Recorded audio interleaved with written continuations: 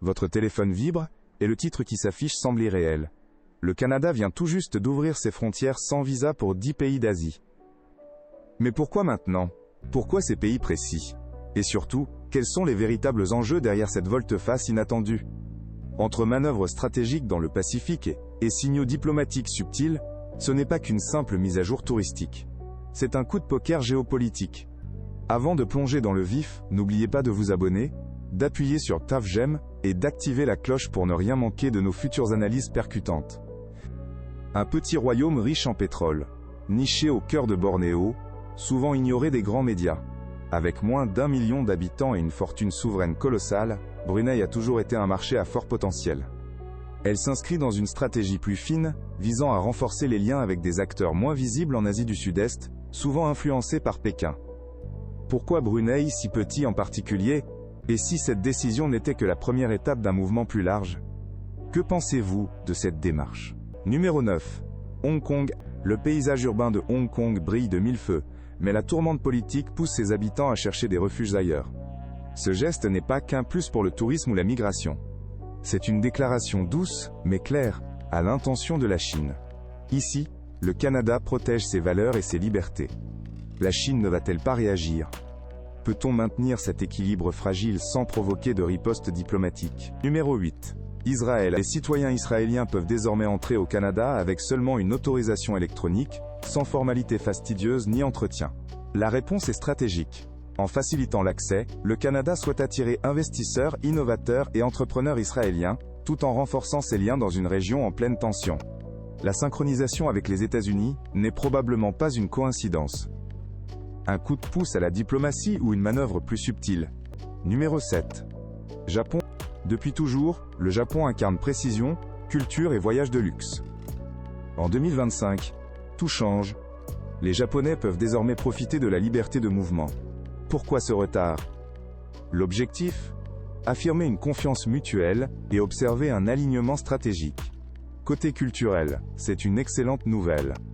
Au fond, ce n'est pas qu'une simple formalité. C'est une promesse d'amitié durable. Avec une économie en plein essor, une influence majeure dans la tech et la musique, Séoul devient une alliée incontournable. Ce pas en avant s'inscrit dans la stratégie indo-pacifique du Canada, voulant renforcer ses liens avec des démocraties engagées. Mais cette ouverture concerne aussi l'éducation, l'innovation et la défense, car la région est sous tension. Pourquoi maintenant? Avant d'aborder le numéro 5. Si ces analyses vous fascinent, ne ratez pas nos exclusivités sur YouTube. Numéro 5. Singapour, petite mais puissante. Singapour domine en économie, finance et innovation. C'est un hub d'investissement, de start-up et de partenariats stratégiques. Canada voit là une opportunité concrète pour faire du bon dans la région Indo-Pacifique, en renforçant ses relations au-delà du tourisme. C'est une manœuvre géopolitique? Certainement, car Singapour reste un acteur neutre et respecté dans une région en pleine tension. Le message est clair. Le Canada mise sur cette relation pour aller plus loin, en technologie, commerce et confiance mutuelle. Seuls les détenteurs de passeports ordinaires peuvent bénéficier de cette ouverture, une précaution diplomatique pour éviter une crise majeure, tout en montrant à Taïwan qu'il compte. Ou simplement une raison supplémentaire pour s'interroger, le Canada navigue-t-il habilement dans le jeu complexe de l'Asie? Les Émiratis peuvent désormais visiter le Canada sans visa, avec seulement une autorisation électronique. Qu'est-ce qui motive cette ouverture? La stratégie, tout simplement. Mais au-delà du tourisme, c'est aussi une alliance économique forte. Secteur financier, énergie, intelligence artificielle. Les liens se tissent dans un rapport de force global. Ils reflètent aussi la montée en puissance de l'Arabie dans la région, et la volonté canadienne de s'inscrire dans une nouvelle géopolitique du Moyen-Orient.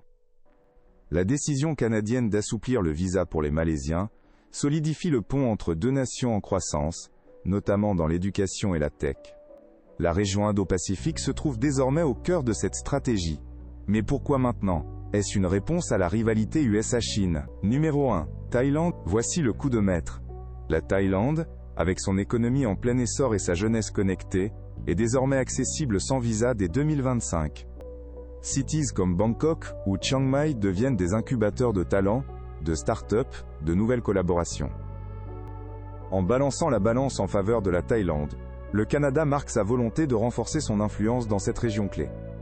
C'est une déclaration forte. Le Nord s'ouvre à des partenaires stratégiques dont il veut renforcer les liens dans un monde incertain.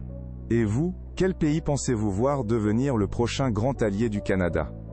La scène internationale est en pleine mutation, et cette nouvelle logique pourrait bien tout changer. Si cette analyse vous a captivé, n'oubliez pas de partager, commenter et suivre pour ne rien manquer de nos décryptages.